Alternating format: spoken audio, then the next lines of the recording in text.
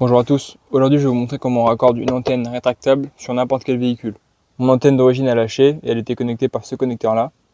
Et quand on achète une nouvelle, soit on achète une origine et du coup ça vient se brancher directement là-dessus, soit on fait comme moi ou les gens qui n'ont pas trop d'argent et on achète une antenne, on va dire universelle avec juste 3 fils de connexion. Pour faire le tuto, il vous faudra un cutter pour dénuder les fils, une pince pour écraser l'écosse, bien sûr l'écosse, des gaines thermo, le briquet pour les gaines thermo et un multimètre. C'est très important le multimètre. Et une paire de gants aussi si vous avez besoin. Moi je vais pas en mettre parce que je suis pas trop à l'aise pour toucher les fils, etc. Je préfère ne pas avoir de gants. Du coup l'antenne c'est une antenne que j'ai achetée sur AliExpress pour une trentaine d'euros je crois. Alors que mon antenne d'origine valait plus de 100 euros. Donc moi le choix était vite vu. Moi du moment que ça fonctionne ça me gêne pas. Après c'est vrai que beaucoup de gens veulent avoir de l'origine. Moi c'est pas mon cas. Donc là nous ce qui nous intéresse c'est juste tout ça. Donc ça c'est le câble antenne, on s'en fiche. Nous, ce qui nous intéresse, c'est ces 3 fils-là. Donc le fil noir, c'est toujours la masse. Ça, il n'y a pas de problème. La masse négative, vous appelez ça comme vous voulez. Ensuite, dans les fils bleus et rouges, donc je ne sais pas lequel correspond à quoi, mais on a un plus permanent et un plus après contact. Le plus après contact, c'est un plus qui va s'activer quand vous allez mettre le contact de votre véhicule. C'est-à-dire que quand le véhicule n'a pas les clés dans le contact, c'est un fil qui délivre 0 volts et quand on met le contact, il délivre 12 volts. Après, le plus permanent, c'est un plus qui est permanent comme c'est dit. On a beau avoir les clés qui ne sont pas sur le contact, le fil délivrera toujours une tension de 12 volts. Et c'est ça qu'on va faire avec le multimètre. On va pouvoir déterminer par rapport à notre capteur quels sont les fils qui nous intéressent. Donc là, on va prendre le multimètre ou le voltmètre selon ce que vous avez. Mais franchement, achetez-vous un multimètre. C'est vraiment le mieux. Un numérique, c'est encore plus simple. Donc on branche la borne noire sur le COM et la borne rouge sur le volt ohmmètre milliampère. Maintenant qu'on a branché nos deux bornes, on va pouvoir se mettre sur le mode continuité. C'est celui-ci. Le mode continuité, ça nous sert à savoir si le courant passe du bout d'un fil à l'autre bout. Par exemple, là, si je touche, on a un signal sonore.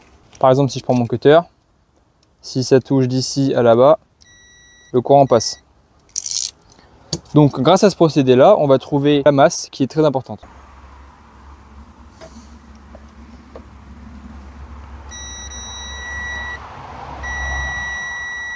Donc là, on peut voir que j'ai trouvé une masse. Je suis dans mon connecteur et là, j'ai pris un endroit sur le châssis où il manque un peu de peinture. Et là, on entend. Donc ça veut dire que ce point-là, c'est bien une masse. Et ça veut dire aussi que le fil noir, c'est bien la masse. Donc ce fil noir, déjà, on va pouvoir le garder. On en aura besoin pour plus tard. Maintenant, ce qu'on va faire, c'est qu'on va déterminer le plus permanent. Donc pour ce faire, on va passer sur le mode voltage. On va se mettre en 20 volts avec ce logo-là. Avec le grand trait et les 3 petits points en dessous. Donc maintenant ce qu'on va faire c'est qu'on va garder un connecteur constamment sur notre masse sur le véhicule. Ça par contre c'est vrai que c'est un peu plus chiant parce que moi j'ai pas de pince crocodile. Donc ça tient pas tout seul malheureusement. Et après on va chercher le plus permanent.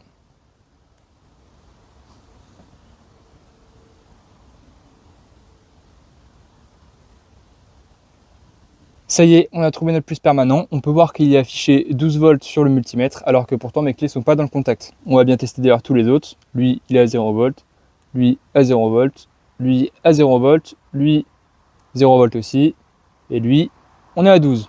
Ça veut dire que c'est bien le plus permanent. Et donc mon fil de plus permanent c'est le bleu et rouge. Donc on a le noir c'est la masse, le bleu et rouge le plus permanent. Maintenant il nous reste à déterminer un plus après contact, il peut y en avoir plusieurs et on va le déterminer maintenant. Donc là on va mettre les clés dans le contact, on va juste mettre le contact donc comme ça voilà. Et là on va laisser comme ça. Et maintenant on va faire la même procédure que tout à l'heure, on va rester sur le mode voltage, on va laisser notre connecteur dans la masse et on va venir chercher un signal à 12 volts. Alors on sait que c'est passé de là, donc là il ne nous en reste que 3. Lui on n'a pas de volt, lui non plus, et lui on a 12 volts. Donc là voilà, on a trouvé notre plus après contact. Tout à l'heure il était à 0 volts, là on a mis le contact, il est à 12 volts. Donc c'est bien le fil bleu je crois, je vais vérifier. Alors oui, c'est bien le fil bleu, voilà. Donc ces deux câbles là on n'en a plus besoin, on va juste garder ceux-là. On peut ranger le multimètre, de toute façon on a fait tout ce qu'il fallait faire. Je pense qu'il est possible de se reprendre directement sur le connecteur avec certains outils pour pouvoir piquer les fils dedans. Moi j'ai pas ça. Donc ce que je vais faire c'est que je vais couper les fils ici. Donc je sais que pour certains ça va pas leur plaire parce que c'est des fils d'origine et que voilà, mais personnellement comme je vous ai dit plus tôt j'en ai un peu rien à faire. Donc moi je vais directement couper les fils et faire mes raccords avec l'écosse. Donc on coupe le contact, on retire les clés du contact et là on va pouvoir s'occuper au fil. Ce que je vais faire pour pas me perdre un peu dans mes fils, sachant que ceux-là ils ne me servent à rien, je vais les couper quasiment vers le milieu. Et les 3 qui me servent, je vais les couper plutôt vers la fin. En soi, mon connecteur n'est pas mort en soi, je peux le ressouder si j'ai besoin. Donc ça, je vais le garder dans ma boîte à gants, mais je pense que j'utiliserai plus jamais. Maintenant, ce qu'on va faire, c'est qu'on va dénuder les fils. Donc moi, ce que je fais, c'est que je prends un petit cutter. Je dénude de 2 cm à peu près. J'appuie comme ça avec mon pouce sur le cutter et je fais tourner le fil. Après, j'ai une pince à dénuder dans les mains, donc c'est un peu bête de faire ça comme ça. Mais bon, parce que c'est vrai qu'avec ça, normalement, tu es censé pouvoir dénuder comme tu veux, mais moi, elle marche pas bien, donc voilà. Donc là qu'on a dénudé le premier, on va pas faire tous en même temps. On va d'abord le protéger avec sa cosse pour éviter qu'ils se touchent ensemble. Donc ce genre de cosse, c'est pas compliqué, hein, on enfile dedans. Voilà, c'est enfilé. Puis après, on vient entre guillemets le sceller en l'écrasant au niveau de sa partie qui est fait pour. Faut bien serrer parce que là, les câbles ils sont quand même relativement petits. Une fois qu'on a fait ça pour celui-ci, on va pouvoir faire ça pour ces deux-là. Et aussi les 3 fils de l'antenne. Donc là, comme vous pouvez le voir, j'ai fait sur mes 3 fils. Et j'ai fait pareil de l'autre côté du coup avec des cosses mâles, parce que là c'est de la femelle. Là j'ai fait pareil avec des cosses mâles du coup.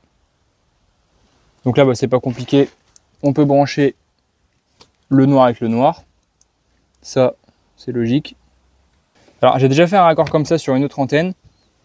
Et j'avais branché du coup dans le mauvais sens au départ. Donc ce que ça faisait, c'est que ça lançait pas l'antenne simplement. Donc de toute façon, si vous faites le mauvais branchement, vous allez le voir et vous pourrez le réparer facilement. Juste en inversant du coup ces 2 câbles. Là, je vais aller mettre le contact pour que vous puissiez voir. J'espère que l'antenne ne va pas s'échapper dans tous les sens. Comme ça, je vais la mettre. Comme ça, elle ne va pas pouvoir s'en aller. Donc là, l'antenne est restée muette. Je pense parce que les fils sont pas bons.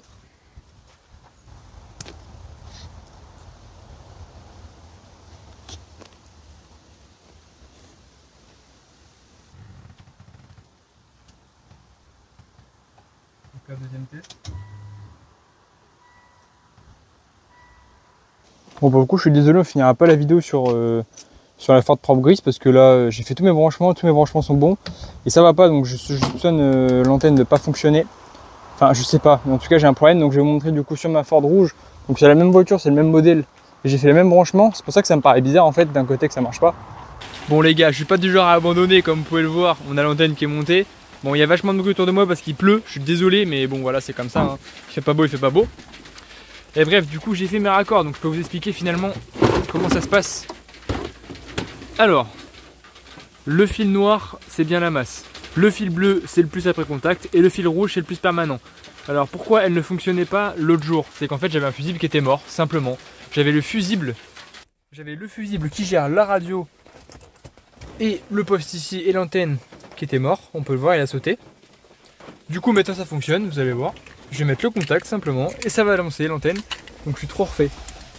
Donc là, je mets le contact. Elle sort. Elle est très grande, hein. Donc là elle est sortie entièrement et dès que je coupe le contact, voilà, elle se rétracte. Jusqu'au bout. Sans problème, voilà. Donc je suis super content. Ça fonctionne vraiment très bien. Et finalement c'était juste un petit truc de fusible et pas du tout l'antenne qui avait un problème, donc je suis très content d'avoir réussi à résoudre le problème. De toute façon moi j'abandonne jamais, j'abandonne pas, je suis pas du genre à abandonner, donc je voulais savoir pourquoi ça marchait pas et du coup je suis content. Et pour l'antenne, vous aurez peut-être le même problème que moi, c'est que l'antenne est un embout mâle et la réception de la voiture est un embout mâle, et j'ai trouvé du coup ce petit adaptateur que je vous mettrai en description qui fonctionne parfaitement bien. Voilà, en tout cas j'espère que cette vidéo vous aura plu. Désolé pour le mauvais temps encore une fois.